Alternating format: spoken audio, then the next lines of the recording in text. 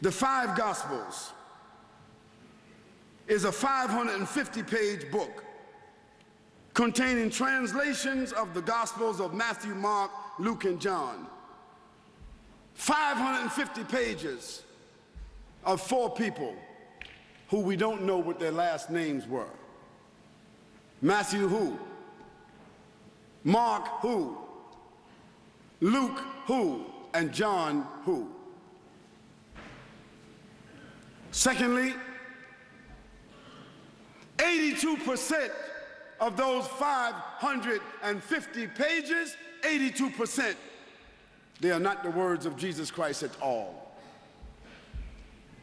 Khalid didn't say that. Christian scholars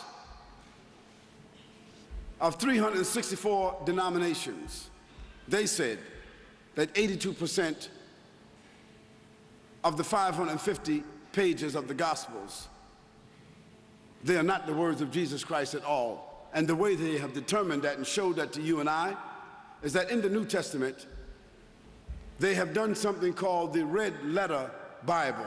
How many of you have seen the Red Letter Bibles? Be honest. Those are the Bibles where whatever Jesus said himself is in red letters. How many of you have seen that Bible? Yes.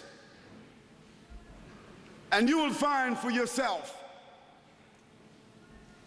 that only 20% of what is in the New Testament is written in red. That's allegedly what Jesus Christ said. Biblical scholars and theologians alike have learned to distinguish the Jesus of history from the Christ of faith. It has been a painful lesson for both the church and scholarship. The distinction between the two figures is the difference between a historical person who lived in a particular time and place and a figure who has been assigned a mythical role in which he descends from heaven to rescue humankind and, of course, eventually returns back to heaven. We want to continue to review the words of Jesus Christ himself.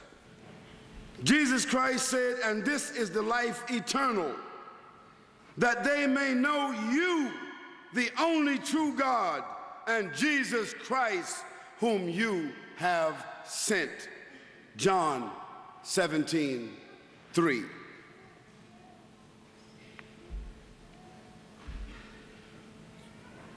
That ye may with one mind and one mouth glorify God.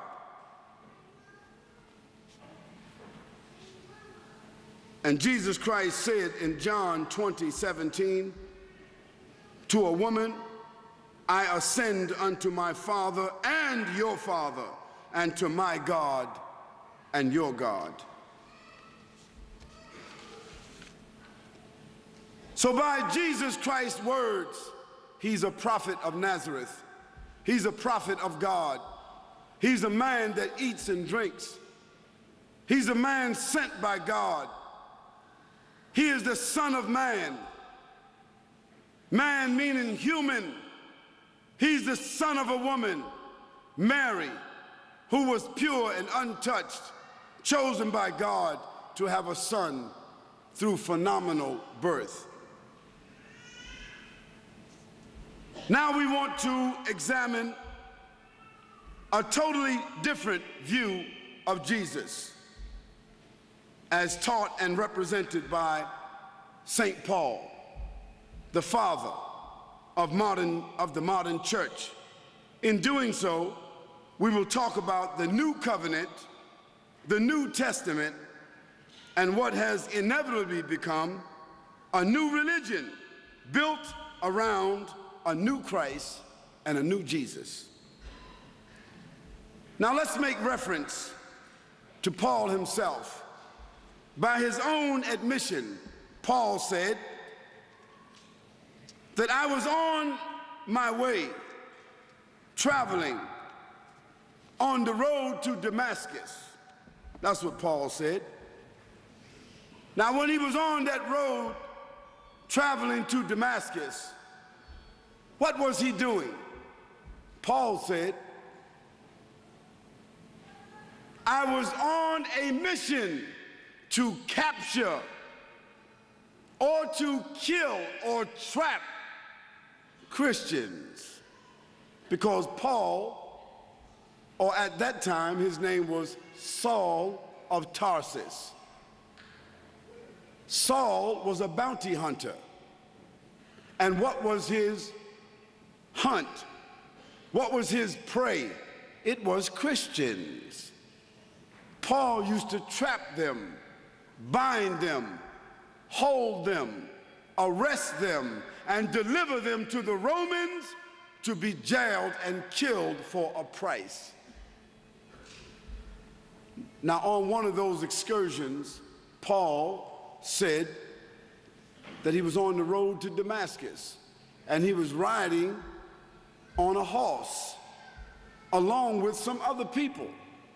And he said he heard a voice, but the other people didn't hear it. He said he saw a light, but the others didn't see it. And he fell off his horse, but the others didn't fall off their horse. And Paul said that in a vision he saw Jesus Christ, and Christ revealed to him, Paul, Paul, why do you persecute the church? Paul, I have selected you to be an apostle to the Gentiles.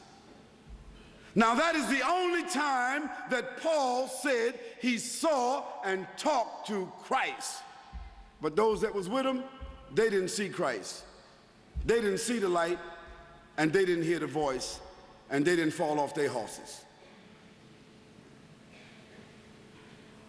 But at best, Paul saw something. We cannot deny that Paul saw something. But isn't it strange that after that one vision, Paul straight away understood that he was now the 12th apostle of Jesus Christ to replace Judas, a good replacement. Judas, of course, had already betrayed. Jesus Christ had already been lifted. Now there were only 11 disciples, genuine disciples, and Paul said he had been appointed to fill that gap. He now became the 12th apostle by his own appointment. And isn't it strange that of the 27 books of the New Testament, that 15 of those books are absolutely written by Paul himself? 15 books. And the church fathers are of the opinion that the first 5 books were also written by Paul, or under the influence of Paul. Why is that? Because Paul wrote his books between 50 and 60 years after Jesus Christ left. The other books, the 4 Gospels and Acts, they were written between 90 and 110 years after. Therefore, whoever wrote Matthew, Mark, Luke, John, and Acts, they were influenced by Paul, who wrote first. Now, most Christians don't know that. Now, if you got the majority of the books written by Paul, who never saw Jesus physically, in one vision, and you got another 5 books of 4 gospel writers who also never saw Jesus, never ate with Jesus, never talked to Jesus, never sat with Jesus, never heard directly from Jesus, then you got at least 20 books of human beings who had no direct connection with Jesus Christ.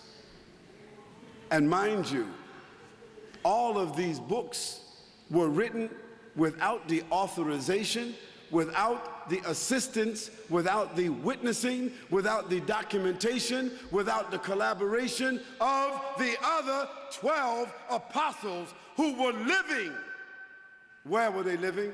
In Antioch or Jerusalem or Galilee?